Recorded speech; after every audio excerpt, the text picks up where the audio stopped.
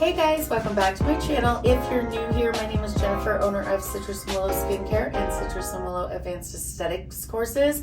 And today I am so excited. We're back with our interview series, ESTY Interview, and I'm here with Helen Cano from Browconic, and she has such a beautiful space, and I'm really excited to talk to her today. She focuses on brows. This is a subject that lots of people have a hard time with, and they feel uncomfortable because brows do make the face. So I'm really excited to talk to her. I'm going to let her tell us about her journey and how she got to this beautiful space from school to here. So tell us a little bit about yourself. All right, well, I'm Helen Cano. I graduated aesthetic school in 2019, and then I didn't know what I wanted to do.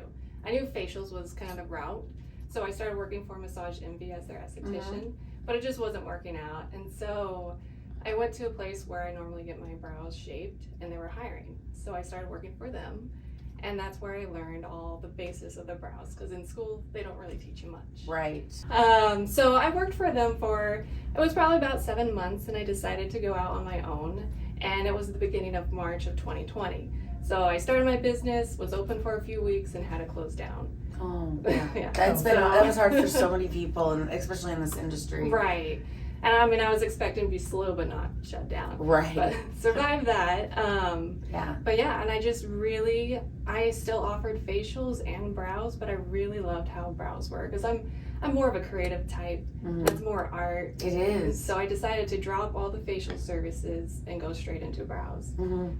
And how has that been so far? Because you focus only on brows. Your menu is so beautiful. Can you tell us a little bit about it and the services that you offer? Yeah, I offer natural brow services. So anything from brow tinting, henna, hybrid tinting, lamination, brow shaping, just anything with the natural brows. With the natural brow, yeah. Which I love. I mean, the natural brow is where it's at.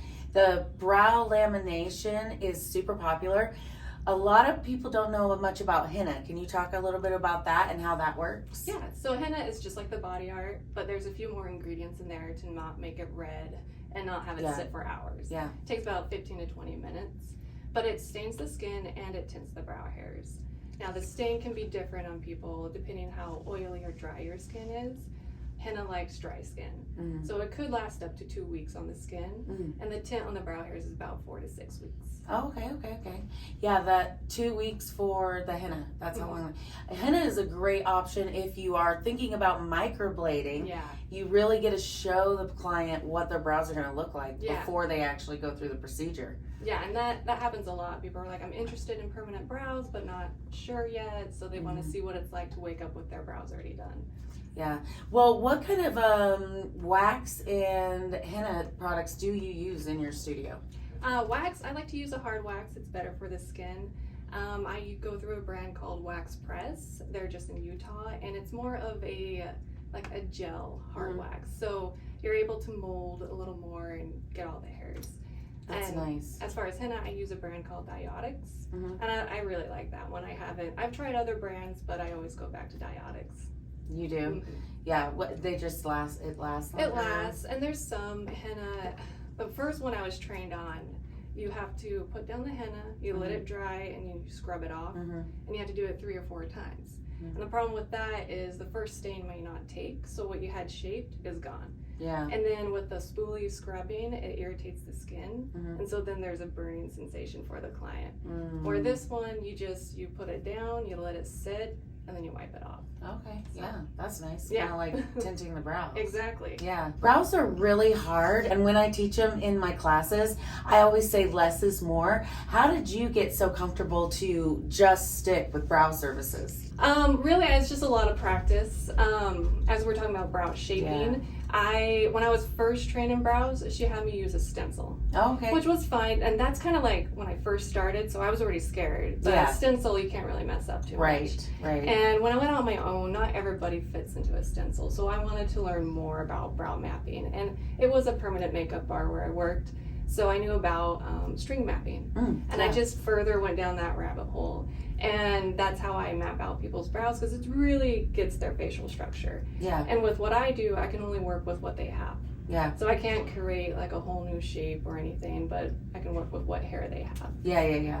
Well, I mean, do you have people who come in with just lots of hair and you have to do a lot of like shaping and maintenance and stuff? And that's where that string mapping helps out so much. You can give them an arch, you know, when they have more hair, it's a lot more freedom. Right.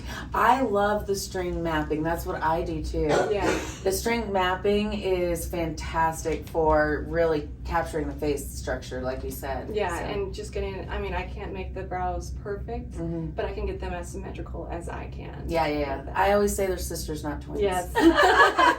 So when a client comes in, you give them a consult first to start. So what are some of the things that you do in your consult? Yeah, if someone's not sure what brow service they want to do, I do have a brow consultation. And a lot of times it's they're either between henna or lamination or just no clue. Right. So a lot of times I use makeup. And I will, if they're interested in henna, I'll use like brow pencils and highlights to kind of show like what we would take away, what the shape can look like. And if they wanted lamination, I'll use brow soap, and it just gives them like a second to see what it looks like with their hair positioned differently. Yeah. I had never heard of brow soap until today. Oh yeah. Yeah, I've it's never been around even used forever. It has it? Yeah, they say in old Hollywood, that's when they used it. Really? Yeah. Oh my gosh, that's hilarious. But that is a great way to show them, because brow lamination, some people like, some people don't. It's true. And it could look, I'd be like, oh, it's a nice looking brow. And they're like, no, I don't like it. Yeah. It's just not them. It's just, it's just, they're not used to it. Yeah. But it really does give you that volume if you've lost it. I really do like doing that. The henna is something I'm really interested in. I find that so fascinating. And it's just basically like the henna tattoos, right? And it's just for the brows. Yeah. Gives it structure and tints the hairs as well. It's like a 2-in-1 service. Let's talk about the brow lamination. What products do you utilize for that in your room? I use Tuya. Tuya NYC is where you can find them on Instagram. I really like them because I found that they work well with all brow types. I like the gentle laminations, but with the really coarse curly hair, it doesn't get it as well. And with Tuya, they do have a pre-treatment for those types of hairs. It's a conditioner. So then you do that before the lamination. And it softens the hair, and then you can get the desired result. It can be hard getting the brows to stay up. Yeah. Mostly the curls, you know? It's like, you don't want that. Yeah, those are hard to get straight. Well, I absolutely am so excited about being in your space. I was hoping that maybe you could show us a little bit of the brow mapping. Yes, I can definitely do that. Yeah, I am so interested in showing that to my people here, because brow mapping is so confusing to a lot of people. There's a lot of steps to it. And if you look at it in a book, it's kind of hard to get it. Yeah. You really do have to do hands-on. Do you have any tips and tricks that you have for brow mapping at all, or what would you say? Just really finding a good string that's pigmented. Yeah. You know, I use a white one because the black, with black hair, you can kind of get lost. Yeah. So I like to have a different colored one, just so you can really see your lines. Yeah, I do really like doing that for clients, even if I'm just waxing them. I sometimes will do that, because a lot of people don't know what it's going to be like, because big brows are in right now, but also there was the 90s, so there are a lot of women who come in with thin brows, which is where I would take them to a brow lamb, don't you think? And then so that's so great. I just love all this brow stuff. I've never met an esthetician that focuses only on brows. And I just think that's so great, because brows are something that SDs get nervous about. You don't practice a lot in school. No, you don't. And really, I think that's really what helped my business, is just niching down and just focusing on brows. I'm all about natural niching. brows. Yes. And you have to do what you love. Oh, yeah. You can't do it all. Yeah. Exactly. You guys need to definitely check out her Instagram. We'll drop that below. She has the most beautiful brows on there. The before and afters are insane. And I'm sure that you'd be happy to answer any questions if anybody gets a hold of you. Yeah, I do really love that you have brow makeup here as well. Do you want to talk about that? Like, is there a particular brow makeup that you prefer, or? Well, right now with like the trends, it is going more natural. So I do see a lot of brow gel, like clear brow gel or tinted brow gels. That's just what I've been doing lately. Yeah. Doing a little highlight underneath the brow, and then with the tinted gel. Yeah, that's nice though. Yeah. It keeps all the hairs down too. Yeah. And what line do you use for that? I actually have my own line. You have your own line. That's amazing. Oh my gosh, let's talk about that. So how did you do that? Well, it was just one of my adventures of the brow, diving down the brow hole. I found a company that's in Washington that's a private label brow company. Oh wow. Products. So I just work through them and have my own brow line. Logo on it. And, yeah. Oh my gosh. So they do all the chemistry behind it, and then you purchase the products and then put your logo on that. Exactly. That's amazing. Oh my gosh. Yeah, I did not even know there was a particular product line that does that for just brows. Yeah. I know they have a lot of product lines that do for skincare. But skincare, yeah, mostly cosmetics, but this one's like really just brows. Yeah, that's amazing. Yeah. Well, I love that you have your own line. I think that's so awesome. Yeah. What is your favorite product that you like to use? It's the tinted brow gel. The tinted brow gel. Okay. I like it. It has fibers in it, so you can push it down onto the skin, and it gives that soft, filled-in look, and tints your brows hair, and they stay in place. That's amazing. Yeah. Yeah, I love that. What would you say your favorite service is? Oh, lamination. Lamination. I love the transformation. I do too. Yeah, it changes worlds. Yes, it really does. I mean, I have an older client that is a side sleeper. Oh. And so the brow lamination has been amazing for her brows. She couldn't even believe it. Yeah. So, yeah, I do love offering that. Yeah, that's really fun. What is a learning lesson that you have learned in your journey? I always like to call it a learning lesson because we all have them. Yes. So tell me one of yours that you can that you don't mind sharing. Well, as you know, with tinting, it can always go too dark. Yeah. And with henna, it can be extra bold because you're staining the skin too. Yeah. So I know I had this one client and she had very light hair. So I knew to go lighter with the color, but her skin and everything just soaked it up and it was dark. And of course, some people might like that. I love a bold brow. Yeah, right? But that was not her. Oh no. And so, I mean, thankfully I have tint remover, and I would just go over the brows gently with it and remove the henna. Yeah. So until it was a lighter shade that she was more comfortable with. Yeah. Because otherwise it's just wait it out a few days. Yeah. Yeah. Well, I mean, that's the good thing about henna because you can actually do that, whereas microblading or tattooing, that you're stuck with that. Yes. And I've seen some pretty bad microblading. Yes. That's very scary. What about a tip that you would give a new ESTY if they wanted to focus on brows? Well, really just continuing education. Yeah. I found some brands that I loved, and they always offer education. I always purchase their course, and really that's what I'm saying. Yeah. Courses are where it's at. And you then do following, need to learn. Following your favorite brow artists and seeing how they do things, like even just to like their movements of what they do. You know? Just really get in there and educate yourself. Yeah, and having like a mentor too, probably. I mean, I always tell my students when they are getting out of school, it is okay sometimes for people to go out on their own right away, but I feel like it's good to learn, like go somewhere and learn something and then see what you like, and then you can niche down after that and open up your own space, because there's so much to learn in this industry. It's insane. I know, and you feel like you learn a lot in school, but when you get out there and you're like, so I know more. Nothing. What did I learn? You know what I mean? It's so scary. It really, really is. I mean, we've all had those learning lessons too, and that's kind of how we found what we liked. I think, Fun. Well, I would love to see that brow mapping. So we are going to do it on my beautiful friend Chelsea. And she has a natural brow, so I can't wait to stand back and watch you do your magic. All right, so we're going to do a brow consultation.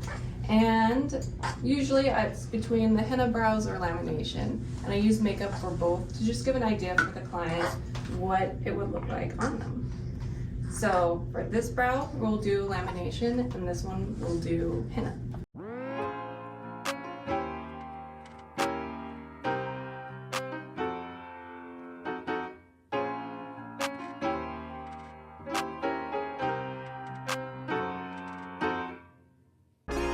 So I like to use brow soap to give the effect of lamination.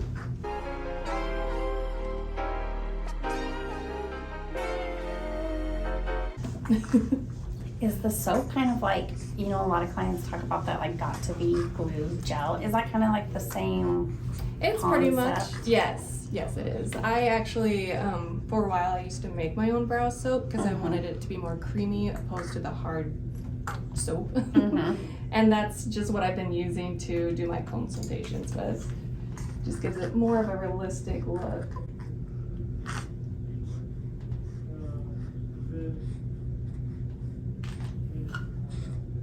Yeah, I'm a 90s brow, let me tell you. It was all about thin brows when I was a kid. So was I. Yeah. But luckily hair grew back and I don't have to suffer the consequences. Your brows are amazing. You were able to train them right back. Right. What would you talk about for a client who needs some filler there? Like, do you recommend a serum? Yeah, you know, it all depends why the hair is not growing anymore. Is it a damaged pore follicle or what? A lot of times it's just quick tweezing. Let a brow expert shape your brows, and using oils like argan oil, castor oil, that can help, or even those brow growth serums. I've had clients use lash serums and that works too. It's just about consistency.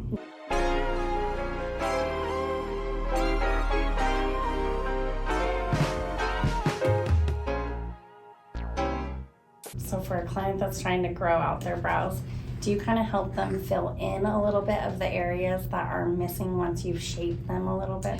Yes. And then they can train them over the course of time. Exactly. And sometimes it's just knowing what you need to do. So if there's an area that needs to be filled in and let it grow, then I show them like, these are the areas we need to work on. And with services like henna or the hybrid tinting, it stains the skin so it can hide those problem areas for a little bit.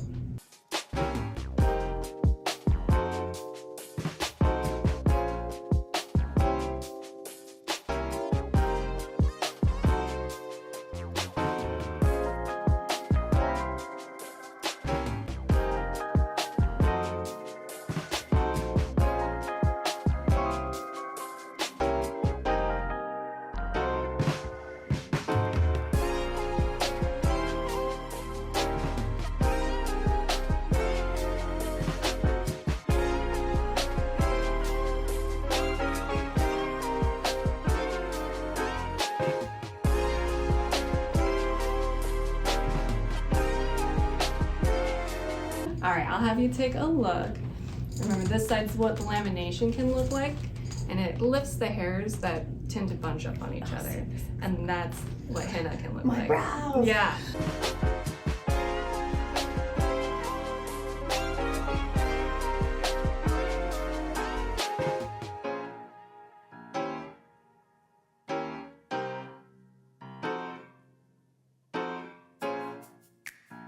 Well, I appreciate you so much for taking the time to be on the channel, and brows are so hard. I'm excited that you are able to show us all those awesome tricks and just tell us about your journey today. I really appreciate it. It's so great. Of course. You guys, I hope that you check out her page. She has amazing before and afters. If you have any question on brows, this is the expert here. And click the like button, subscribe, and don't forget to let us know what you want to hear next. And we'll see you next week.